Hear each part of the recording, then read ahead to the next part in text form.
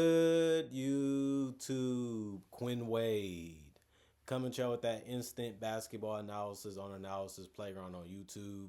Exclusively on here forever. And we're going to talk about how them Denver Nuggets, Jokic made some free throws. George couldn't make the last shot to tie it. They beat them, the Jazz, 128 to 125.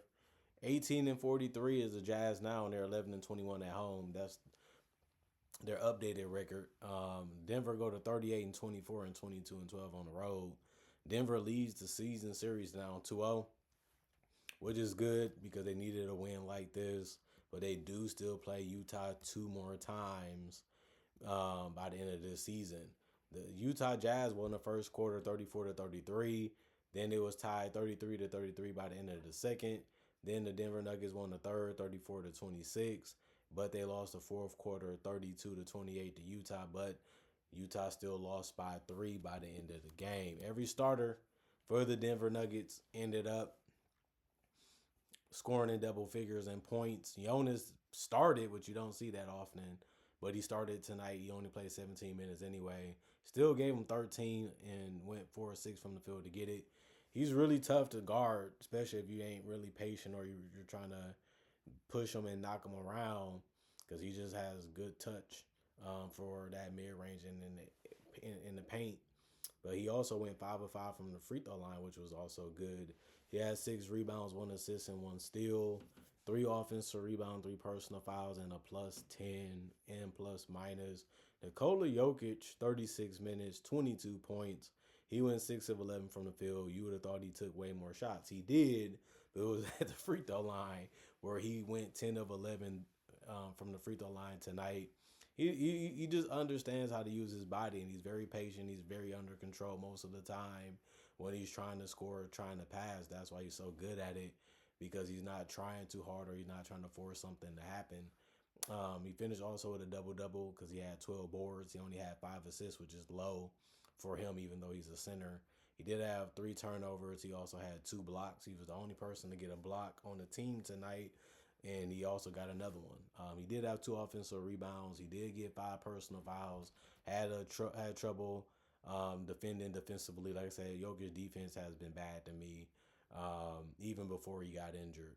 But he's concedes too many baskets, and he always get kind of killed on cuts or drives. So that's something that, if you watch the games, you probably would agree with definitely this season.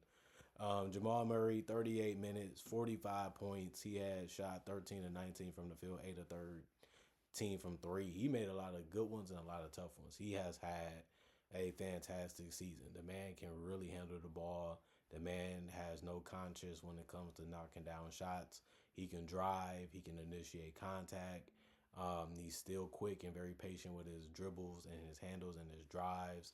And then you always got to worry about the pull-up. He has had a really good season in this one. 2 rebounds, also 8 assists. The worst part of his night was the 7 turnovers. They was able to pick him up and pick him off a couple times. That's all you can really try to do as a defender. You don't really give Utah a lot of credit because they really don't have great perimeter defenders right now. But they was really doing a good job of just seeing it coming and just going for it. But Jamal Murray got his own steals too. He finished with 2. So he tried to find a way to get him back, but he couldn't. He just turned the ball over too much tonight. He did have 3 personal fouls and was a 0 and plus minus. Christian Braun was pushing the pace, pushing the tempo, and just trying to find a way to get the open looks to go down when he could get the ball. 32 minutes, 11 points, 4 or 7 from the field for him, 1 or 3 from the three-point line, 2 or 3 from the free throw line. He did have 6 rebounds, 4 assists, 1 turnover, 2 offensive rebounds, 1 personal foul, and a plus 3 and plus minus. And then Julian Strawther, 29 minutes, 15 points. He went 5 of 11 from the field, 3 of 9 from 3, 2 of 2 from the free throw line. He did get 1 rebound, 1 assist, and a turnover, 2 personal fouls, and was a minus 4 and plus minus. He found ways to just get open. And then it was just about finishing the play after that. He just missed a lot of threes in this one. And you ain't going to be too mad at it because they was good looks. Ain't like he was just chucking them up and just taking bad ones. He had some semi-contested sometimes, but they still was. They had to get to me, so I'm already getting ready to shoot or it's already out of my hand. Zeke Naji, he made a 3. That's the only shot that he made. He also had 1 rebound, no turnovers, a personal foul, and a minus 1 and plus minus. He played 6 minutes and that was it. Tim Hardaway Jr., 32 minutes, 7 points. He went 3 of 11 from the field, 1 of 8 from three. He couldn't really make anything tonight. Tonight wasn't his night offensively, but he still helped in the best way he could with those 6 rebounds and assists. Although it did come with 2 turnovers, he had no personal foul and was a +5 and plus minus. Bruce Brown, 32 minutes, 4 points. He went 2 of 5 from the field, 0 of 2 from three. 3 rebounds, 4 assists, 1 turnover, 1 steal, 1 offensive rebound, and 5 personal fouls. He was just too touchy feely in this one. And if you do that in the game today, especially the modern game, those are fouls. You can't be too reachy, you can't be too bumpy, you can't be too touchy on players, especially on the perimeter. And you know Jalen Bruce Brown knows that, but he still fell for it a lot in this one. Jalen Pickett, 19 minutes, 8 points. He went 2 of 3 also from the field because he shot only threes and it ended up working out for him, but he did end up getting to the free throw line and finished 2 of 2 there. 1 rebound, 1 assist, no turnovers, no personal fouls, and was a 0 and plus minus. And then you look at the Utah Jazz. Kyle Filipowski, 29 minutes, 19 points, 5 of 8 from the field, 1 of 3 from the 3 point line, 8 of 9 from the free throw line. He had 8 rebounds and 6 assists. I like the fact that he was fighting it in the paint. He was battling for boards. He was trying to find his teammates early and often, or when he didn't have a shot that he felt was good. That's just good instincts, and it helped him get to the free throw line too a lot. Just being patient, wherever he's at, not trying to force too many things, and it was a good game for him, mainly because he got to the free throw line a lot and he made a lot of his shots, not really missing too many. The problem was he did have 5 personal fouls. They kept taking it to him, so it can be difficult, at the NBA level to defend. A +1 and plus minus for him. Cody Williams, he ended up making a layup in transition, well, a finish in transition. Then he went 1 of 2 from the free throw line. He only had 3 points. He did have 1 rebound, 1 assist, 1 turnover, 1 steal, 2 personal fouls, and was a -10 and plus minus. Elijah Harkless, 27 minutes for him. He went 2 of 2 from the free throw line to get it. The problem was he went 0 of 4 from three and 0 of 5 from the field, so he couldn't make a shot. He did have 3 assists and 2 steals. That was helpful throughout the game, but not enough to help him get the win. And he fouled out, so that also doesn't help. He only played 27 minutes because he couldn't stop fouling throughout the game. He was a -4 and plus minus. Keontae George played 30 minutes. He had 36 points. He took 22 shots. He can score the ball real well. He can shoot it real well, and he doesn't, keep the defense hanging too much on him. He's always using screens. He's always trying to get space, and he can be dangerous if you give him too much of it. But he went 4 of 9 from three, 4 of 5 from the free throw line, scored from the start all the way to the finish of the game for the Jazz. He's a reliable scorer now in his career. 2 rebounds, 2 assists, 4 turnovers, and 4 steals. He also had 2 personal fouls and was a -4 and plus minus. Ace Bailey, 32 minutes, 18 points, 6 of 14 from the field, 2 of 5 from three, 4 of 4 from the free throw line. He had 4 rebounds, no turnovers, and a steal. 2 offensive rebounds, 5 personal fouls, and a -5 and plus minus. I like what he was doing out there with his shot selection. I think Ace Bailey was really taking his time, making sure his fundamentals was all there before he tried to score, especially from the perimeter. And of course, he's going to get some drives to go. And I'm liking the fact that he's still getting some numbers defensively. He should be a good one before his career is over. Bryce, he had the heart tonight. He just didn't get the results. 8 points. He went 2 of 10 from the field, 2 of 7 from three, and 2 of 2 from the free throw line. He took looks that he normally does try to take and try to make. They just didn't drop for him in this one. He did have 3 rebounds, 2 assists, 1 turnover, and a steal. 2 personal fouls and was a +1 and plus minus. Oscar, 18 minutes, 8 points. He went 4 of 5 from the field. He did a good job of basically making everything that he took besides a shot at the rim that he ended up missing. But he led the team in rebounds off the bench with 8 and was tied for the most in the game for the Jazz. He also had an assist and a block, 2 offensive boards, 1 personal foul, and was a -2 and plus minus. And Sheed Mykhailiuk, 26 minutes, he had 15 points. He went 5 of 10 from the field, 4 of 8 from three, 1 of 2 from the free throw line. He's out there to shoot, and if you try to close out too hard, he can make you pay a little bit too sometimes.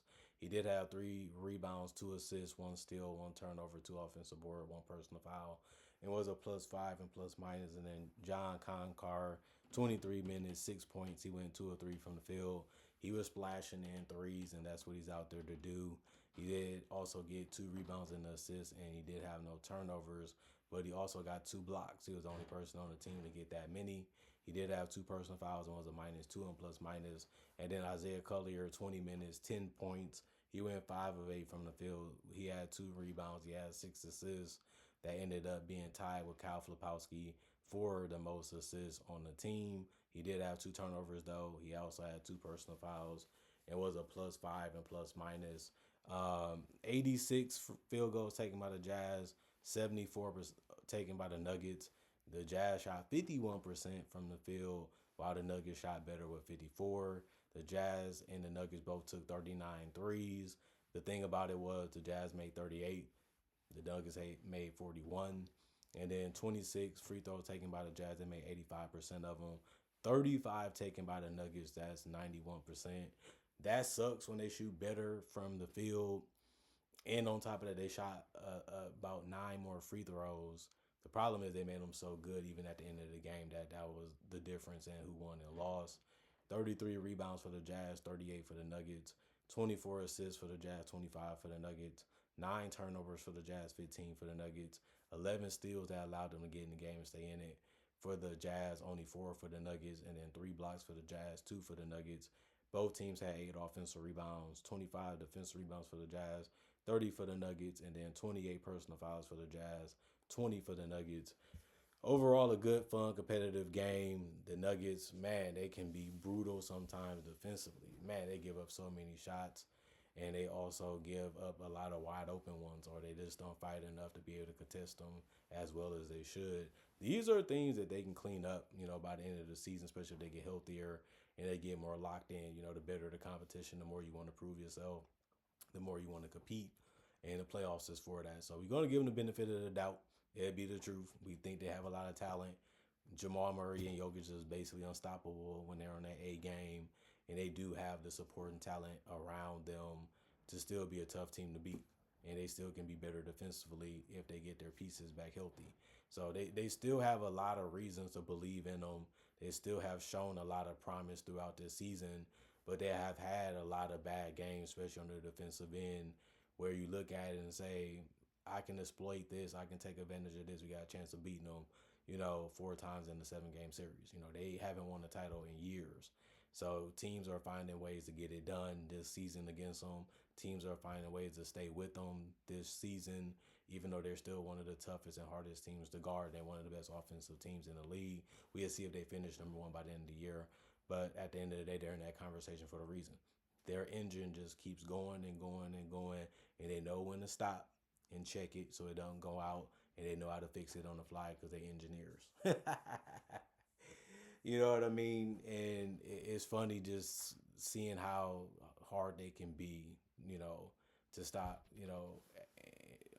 against any team. I've been watching them all year. Like, teams have trouble slowing down Murray and Jokic, and then the role players just always know where to be at when it's time for them to get the ball, and they know where to be at when guys are giving too much attention to Jokic and Murray. So they're going to be hard to beat. You got to be focused and locked in the whole 4 quarters, or they will find a way to blow you out or find a way to get a lead on you, and then it's going to be tough to close them out, especially if Murray makes his free throws and Jokic continues to play the way he has played throughout this season. Not lately, but it's still a lot of games left for him to get back to that form. So we got to give them some love and some credit for what they did and what they still do well. And like I said, their whole lineup hasn't been there for a while this season. So we'll see what happens by the end of it. Comment, like, subscribe, share, hit that notification bell to get that analysis when it first come out. Y'all stay blessed up. Y'all stay good. Peace. And I'll see y'all later today, hopefully with more analysis.